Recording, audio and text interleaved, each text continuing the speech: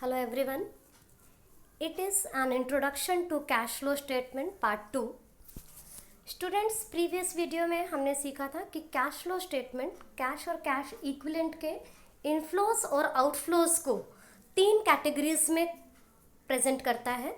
That is cash flow from operating activities, cash flow from investing activities and cash flow from financing activities. आज के video में हम यह सीखेंगे कि cash flow from operating activities क्या होता है, cash flow from investing activities क्या होता है, likewise cash flow from financing activities क्या होता है. So first, cash flow from operating activities. Students, operating activities का मतलब होता है कि बिजनेस की main revenue generating activities, means जिनसे बिजनेस अपना मेन रेवेन्यू जनरेट करता है, जो बिजनेस की मेन एक्टिविटी है. जैसे अगर कोई रेडीमेड गारमेंट्स सेल करने का बिजनेस कर रहा है तो रेडीमेड गारमेंट को सेल करना ही उसकी मेन एक्टिविटी है. तो उससे जो भी कुछ कैश फ्लो होगा that will be included under cash flow from operating activities. अब ये जो हमारे बिजनेसेस हैं, ये मैन्युफैक्चरिंग बिजनेस भी हो सकते हैं, ट्रेडिंग बिजनेस भी हो सकते हैं, जिसे हम नॉन फाइनेंसिंग बिजनेस कह सकते हैं दोनों को, और फाइनेंसिंग कंपनीज भी होती हैं, बैंक भी है, इंश्योरेंस भी है. तो कंपनी की नेचर पर डिपेंड करता है कि उसकी कौन सी इनकम को हम ऑपरेटिंग के अंडर इंक्लूड करेंगे. तो वन बाय वन अब हम इसे एक्सप्लेन करते हैं. हम पहले बात कर रहे हैं नॉन फाइनेंसिंग कंपनीज की, जो कि या तो मैन्युफैक्चरिंग कंपनी हो सकती है या फिर ट्रेडिंग कंपनी हो सकती है. तो इनके इनफ्लोज की बात करते हैं.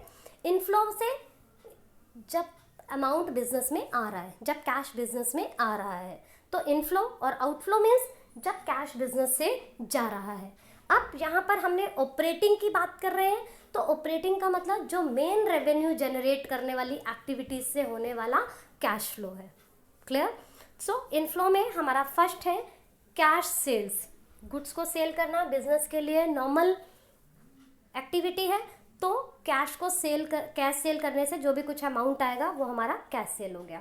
Likewise cash received from debtors या बिल्स रिसीवेबल, जिसे हम टोटल में मिला करके ट्रेड रिसीवेबल भी कह सकते हैं, तो उनसे जो भी कुछ कैश रिसीव होता है वो हमारा इनफ्लो में आएगा. इसी तरीके से रॉयल्टी, फीस, कमीशन वगैरह रिसीव करना, या income tax refund. Income tax हमारा ऑपरेटिंग एक्सपेंस है, तो अगर कभी वहाँ से रिफंड मिलता है तो वो भी हमारी ऑपरेटिंग इनकम बन जाती है. लाइकवाइज बेटा आउटफ्लोज में देखिए कैश परचेजेस, गुड्स परचेज किया, कैश बिजनेस से बाहर जा रहा है, तो वो आपका कैश परचेजेस में इंक्लूड हो गया ऑपरेटिंग में. पेमेंट टू ट्रेड पेएबल्स, इसी तरीके से अगर ट्रेड पेएबल्स को पेमेंट कर रहे हैं तो वो भी इसमें आ गया. Payment of operating expenses, operating expenses जो बिजनेस के नॉर्मल एक्सपेंसेस हैं, जैसे वेजेस है, सैलरी है, ऑफिस एडमिनिस्ट्रेशन एक्सपेंसेस है, ये सारे क्योंकि ऑपरेटिंग एक्सपेंसेस हैं और इससे कैश बाहर जा रहा है तो कैश आउटफ्लो में इंक्लूड होगा. और income tax paid, income tax मैंने आपको बताया कि ऑपरेटिंग एक्सपेंस है. अब हम बात करते हैं फाइनेंस कंपनी की. फाइनेंस कंपनी कौन सी कंपनी होती है? जिसका मेन काम फाइनेंस का होता है. तो ऐसी कंपनीज के लिए बेटा लोन लेना देना ये सब नॉर्मल बातें हैं. इसी तरीके से इन्वेस्टमेंट कंपनीज हैं, म्यूचुअल फंड्स हैं. अब इनके इनफ्लोज की बात करते हैं हम. इंटरेस्ट एंड डिविडेंड रिसीव्ड, ऐसी कंपनीज के लिए इंटरेस्ट और डिविडेंड रिसीव करना उनकी मेन रेवेन्यू जनरेटिंग एक्टिविटी है, तो इसलिए ये इनके cash flow from operating activities के इनफ्लो में आएगा. Likewise proceeds from sale of securities. Securities का मतलब होता है शेयर या डिबेंचर्स. तो शेयर या डिबेंचर्स किसी को भी बेच करके अगर अमाउंट रिसीव होता है तो वो भी इनफ्लो हो गया. और एक एग्जाम्पल यहाँ पर लिया हुआ है, loans and advances repaid by third party. किसी को इन्होंने लोन और एडवांस दे दिया था, अब वो वापस मिल रहा है, तो ये भी इनकी नॉर्मल रूटीन की इनकम हो गई, तो इसलिए ये इनफ्लो में इंक्लूड होगा. आउटफ्लो में देखिए इंटरेस्ट पेड, इंटरेस्ट पे करना ऐसी कंपनीज के लिए नॉर्मल एक्सपेंस है. Payment for purchases of securities, कोई सिक्योरिटी परचेज की किसी और कंपनी की, तो ये आउटफ्लो ऑपरेटिंग का ही हो जाएगा. और loans and advances given to third party.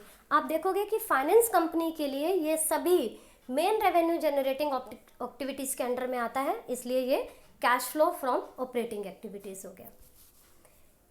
ऐसे ही बेटा एक यहाँ पर हमने कंपनी ली है इंश्योरेंस कंपनी. इंश्योरेंस कंपनी आपको पता है जो प्रीमियम रिसीव करके क्लेम देती है लोगों को, तो ऐसी कंपनीज के लिए प्रीमियम रिसीव करना, क्लेम देना ऑपरेटिंग एक्टिविटीज़। एक और कंपनी का हमने एग्जांपल लिया, रियल एस्टेट कंपनी, जिसका प्रॉपर्टी बिजनेस होता है। तो ऐसी कंपनीज के लिए रेंट रिसीव करना, लैंड को सेल करना, ये सब नॉर्मल ऑपरेटिंग की एक्टिविटीज़ हो गई।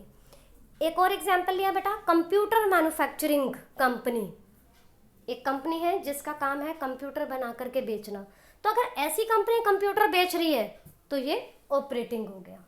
ठीक है बेटा, तो यहाँ से आई होप सो कि आपको क्लियर हो गया होगा कि ऑपरेटिंग का मतलब मेन रेवेन्यू जनरेटिंग एक्टिविटीज़, और इनसे होने वाला कैश इनफ्लो और आउटफ्लो ऑपरेटिंग में आता है। इसके बाद हम बात कर रहे हैं cash flow from investing activities की। इन्वेस्टिंग एक्टिविटीज़ मीन्स कि अमाउंट को इन्वेस्ट किया जा रहा है कहीं बिजनेस के द्वारा, उससे रिलेटेड जितनी भी एक्टिविटीज़ हैं वो इन्वेस्टिंग एक्टिविटीज़ हैं। अब बिजनेस के द्वारा जो अमाउंट इन्वेस्ट किया जाता है वो बिजनेस के अंदर भी हो सकता है और बिजनेस के बाहर भी हो सकता है।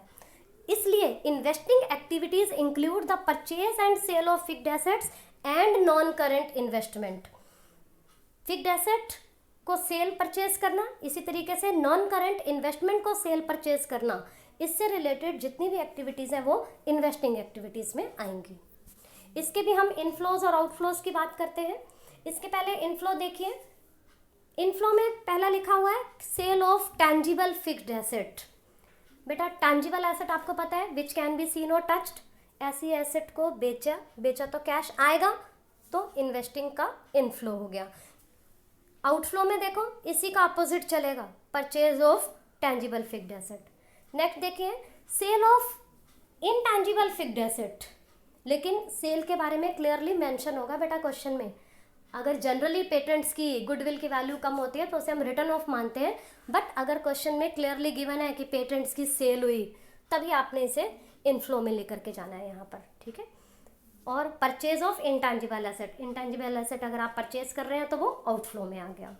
इनफ्लो में नेक्स्ट देखिए sale of non current investment.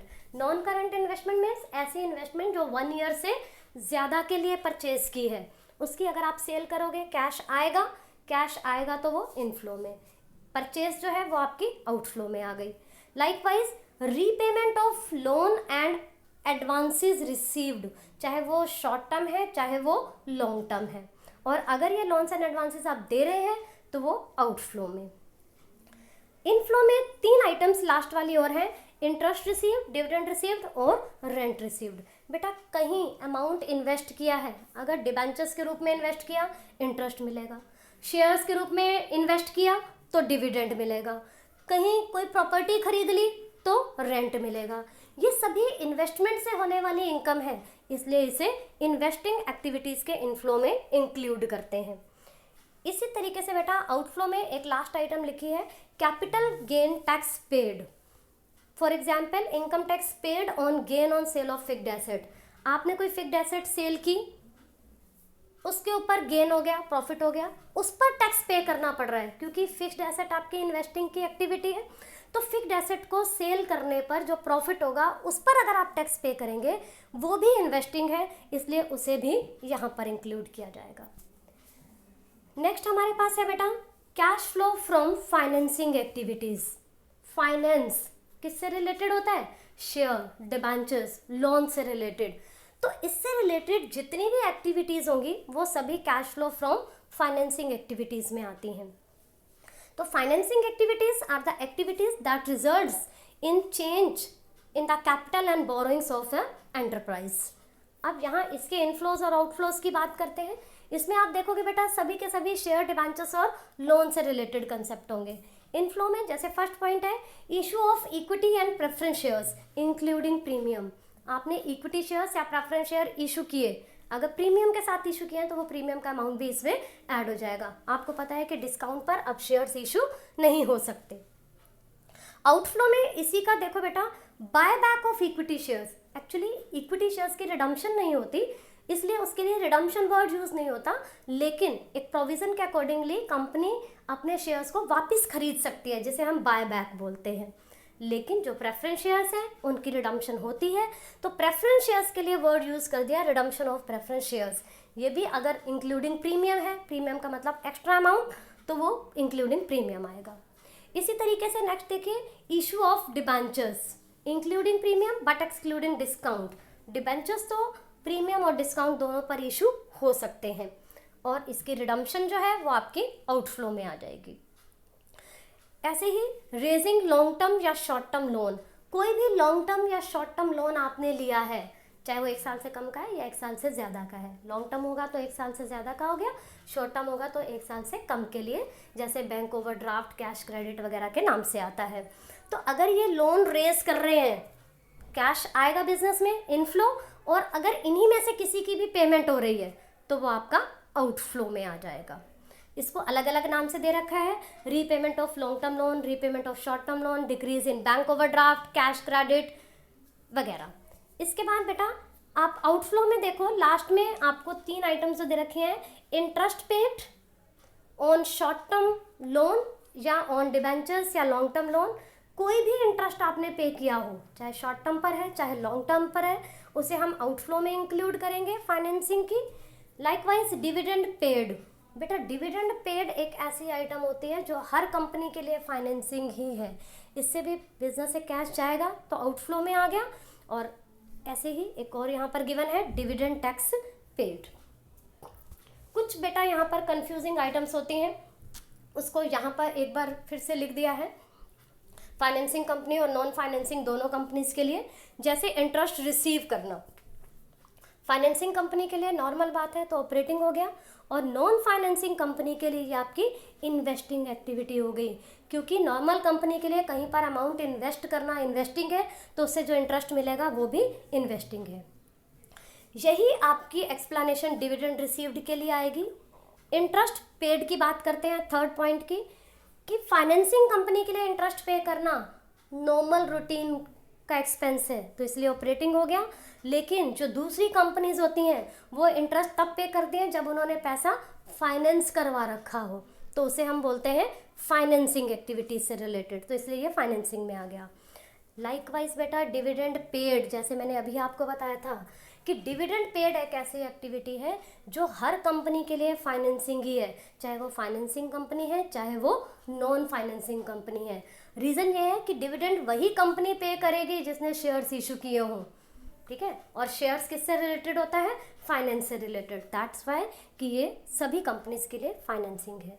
I hope so कि ये सभी पॉइंट्स आपको क्लियर हो गए होंगे। आप अपनी बुक से बेटा ऐसे क्वेश्चंस जिसमें ये पूछा गया हो कि इस ट्रांजैक्शन को बताओ कि ये ऑपरेटिंग है, इन्वेस्टिंग है या फाइनेंसिंग है, या कैश और कैश इक्विवेलेंट का पार्ट है, या ऐसे क्वेश्चंस जिसमें आपको ये कहा हो कि कैश इनफ्लो हो रहा है या आउटफ्लो हो रहा है, इन सभी तरह के क्वेश्चंस आप इन दोनों इंट्रोडक्शन के वीडियोस को देख करके सॉल्व कर सकते हैं बेटा। Thank you and have a nice day.